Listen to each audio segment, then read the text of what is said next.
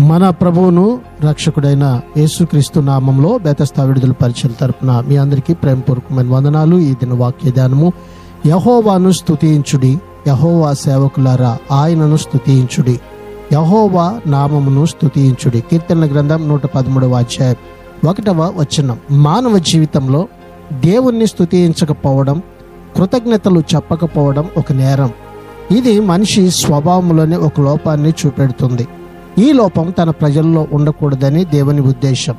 స్తోత్రాలు చెల్లించడం, పాటలు పాడడం, దేవునిని కీర్తించడం ఇవన్నీ వారికి స్వతహాగా వస్తాయి. ఇవి వారి కొత్త స్వభావాన్ని సూచిస్తాయి. దేవుని బాగా ఎరిగిన వారు, అందరికంటే ఎక్కువ జ్ఞాన ప్రకాశం, వినయం ఉన్నవారు ఆయన్ను ఎక్కువగా స్తుతిస్తారు. ప్రార్థన.